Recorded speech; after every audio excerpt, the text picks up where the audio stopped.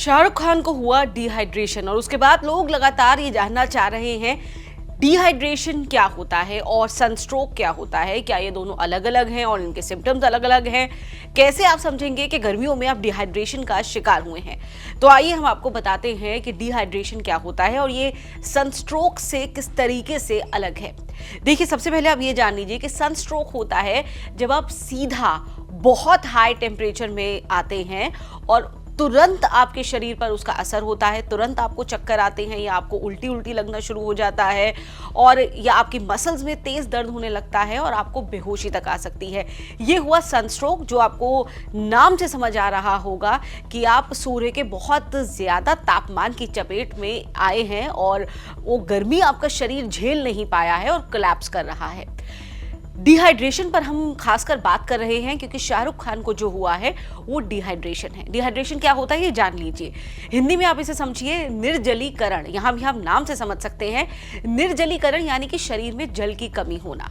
अब आपके शरीर में आप जानते ही हैं कि 70% से ज़्यादा पानी है और ये शरीर की फंक्शनिंग के लिए है बेहद बेहद बेहद ज़रूरी। हर ऑर्गन के फंक्शनिंग के लिए, आंखों से लेकर बाल से लेकर के हार्ट, लिवर, किडनी, आपको चाहिए खूब सारा पानी। और जितना पानी आप पीते हैं फ्लश आउट होता है यूरिनेशन से और उसके बाद शरीर काम करता है। अब डिहाइड्रेशन में क्या होता है?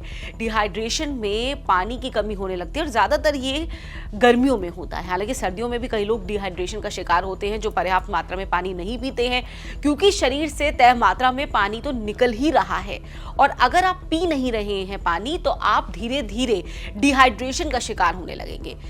डिहाइड्रेशन एकदम से नहीं होता है, इस बात का भी ध्यान रखिए। डिहाइड्रेशन धीरे धीरे होता है, यानी कि अगर आप लगातार कम पानी पी रहे हैं तब आपका शरीर डिहाइड्रेशन की तरफ जा रहा है।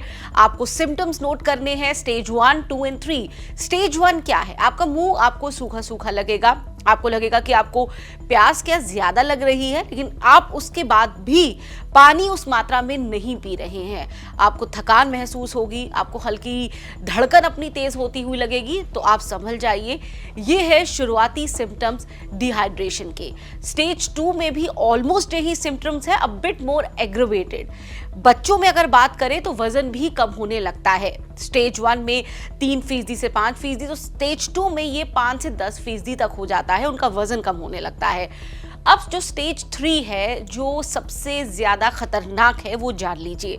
उसमें आपकी आंखों के नीचे डार्क सर्कल्स तक पड़ सकते हैं। आपको थोड़ी देर के बाद ही ऐसा लगेगा कि आपका शरीर चल नहीं पा रहा है, आप सांस नहीं ले पा रहे हैं, आपको बहुत ज़्यादा वीकनेस लग रही है। इसके साथ ही आप देखेंगे कि आपका जो चेहरा है आपको सूखा हुआ लगेगा, मुंह आपका पूरा सूख जाएगा। जो स्लाइवा है यानी कि जो मुंह की लार बनती है वो बिल्कुल बनना बंद हो जाएगी और इसके साथ उल्टी और दस्त भी हो सकते हैं अगर वो बहुत ज़्यादा एग्रवेट हो जाए।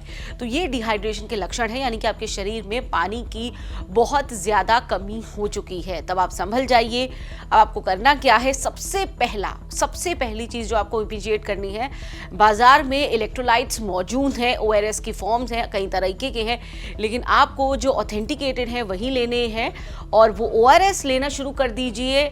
आपको 1 लीटर पानी में ORS का पूरा एक पैकेट मिला लेना है और आपको उसको कंज्यूम करना है। उसके अलावा तरल पदार्थों का सेवन जितना हो सकता है उतना कीजिए, खासतौर से चीनी और नमक मिला करके पानी में आप जितना ले सकते हैं लीजिए। डिहाइड्रेशन से तुरंत प्रभाव से बचने का सबसे आसान तरीका है, लिहाजा ये घोल बना करके सस्ता है, टिकाऊ है।